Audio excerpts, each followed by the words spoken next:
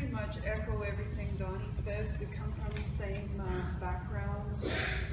We have the same family, but I was a little bit different.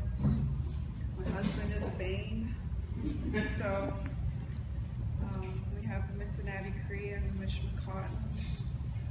There's a word for it.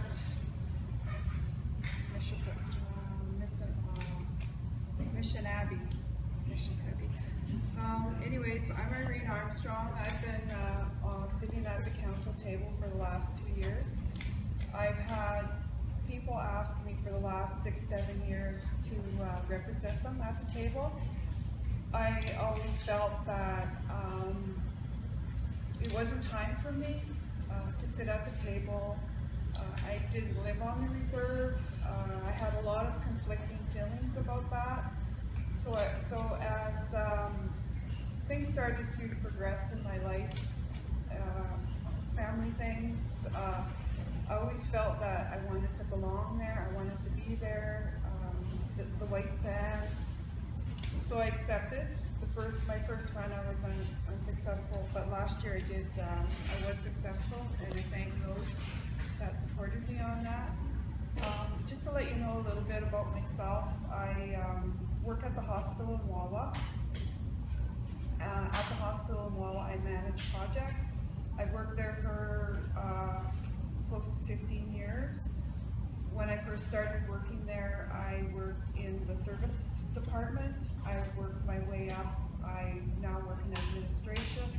I've pretty much worked in every department in that hospital. I also I've worked in the nursing department, the lab, so I could go on. I've scrubbed the floors, I did the dishes, now I work in administration. I work with a very supportive team, and of course our funding is directed, it's scripted.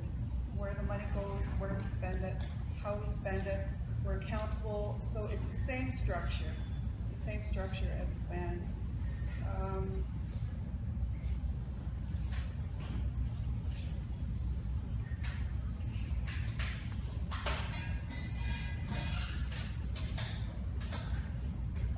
College alumni.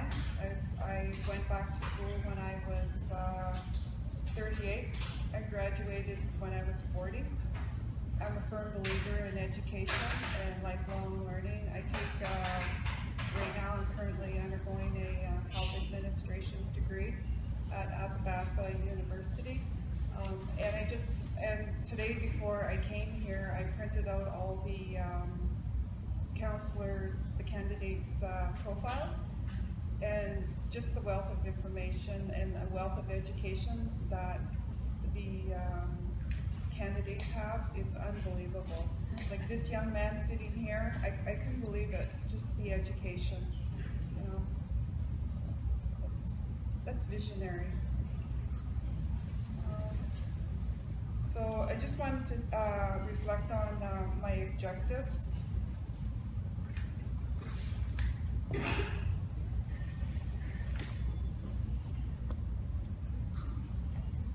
Actually, I'm used to holding a feather.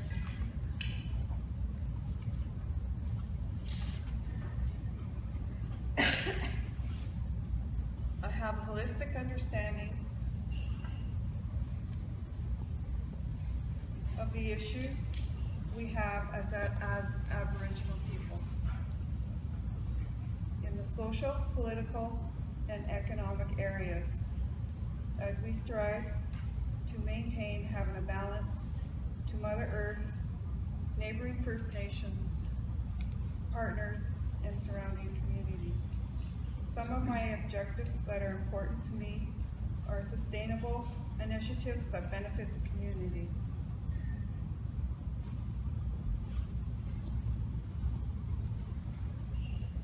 Growth and perseverance for the community.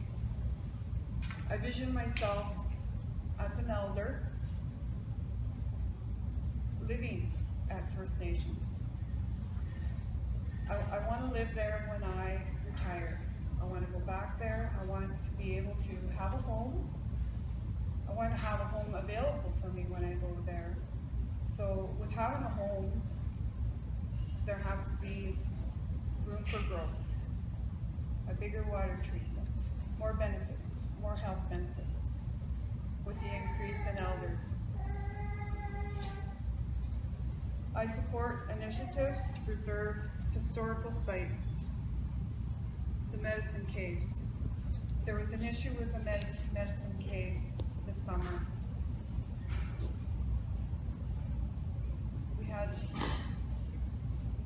It was being advertised. It was not following our traditional values.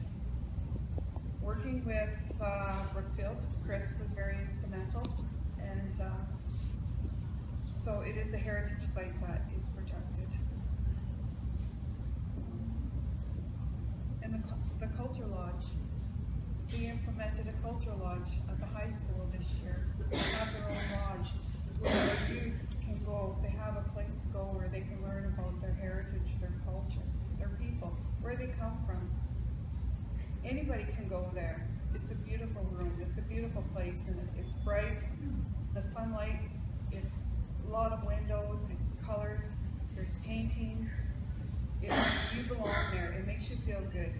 And then you can smudge. There's no policy on, there's no smoke policy. You can go there and do that.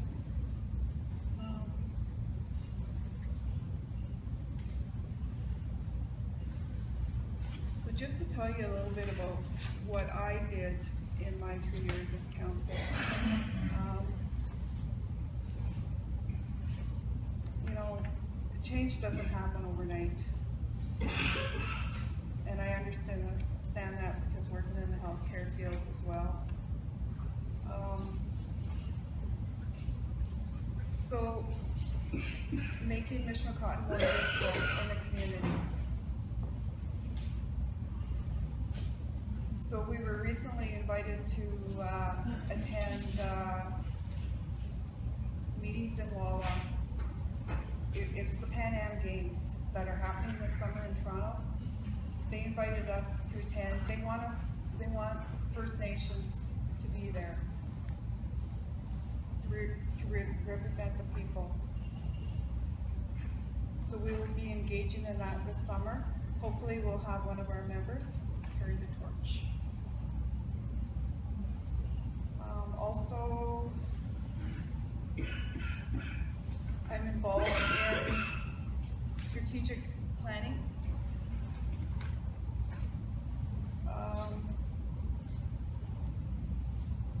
We're conducting a health needs assessment in 5 communities in the area, and Michipicoten is one of those communities. There's a need for streamlining our healthcare system in the area. There's duplicate services.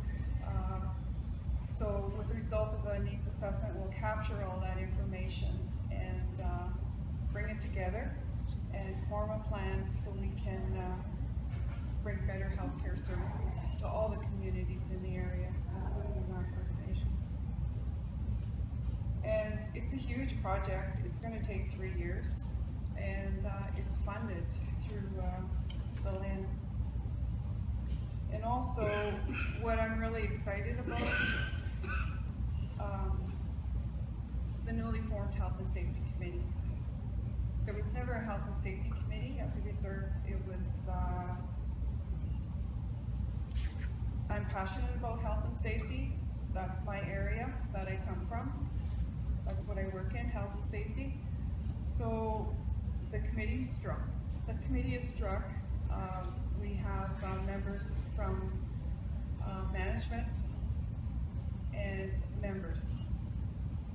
And then we also have an invite out to the member in the community.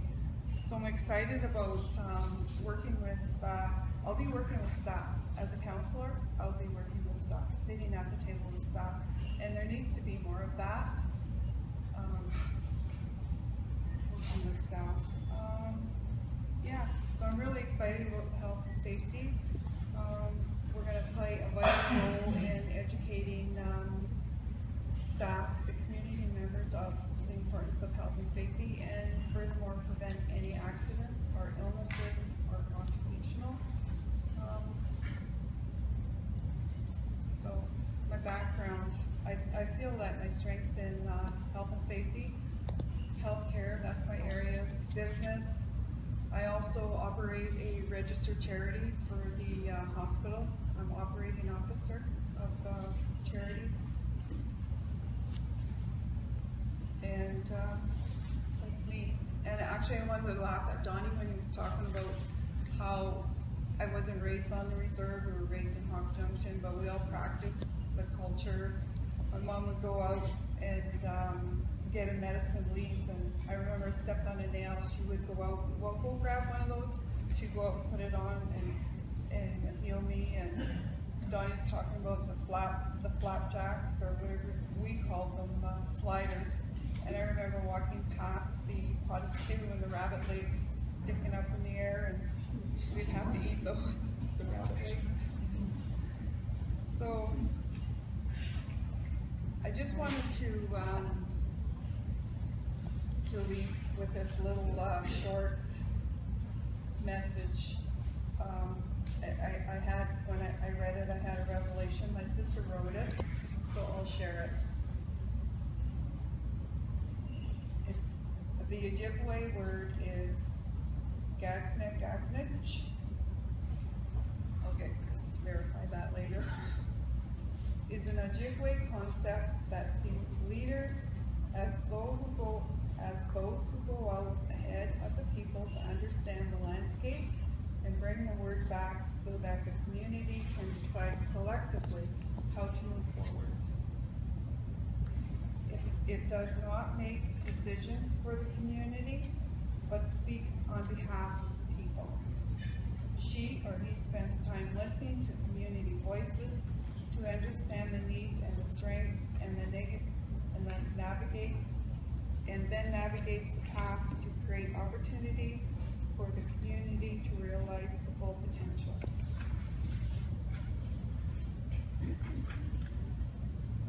Nagnanaj as a model for Indigenous leadership is about seeing oneself as part of a whole, following the teachings on sacrifice, humility, forgiveness, and strength that must be realized for any leaders to fulfill her or his responsibilities as an Indigenous collective. So I encourage people to call me. Within the last 2 weeks, I've probably spent 2 hours on the phone every night, members calling, writing me little notes, sending me messages on Facebook, texting me. So people do call me. I do return all the calls. I have a lot of relatives, so I encourage you to call me. I have my card on the back table. Like I said, it's a huge learning curve, and I also do agree with Patty about the roles and responsibilities and enforcer of education. So I'm asking that you support me, and as a whole, Michipicoten First Nation, I'll do my best to research and make good sound decisions based on best practice, our values, and the community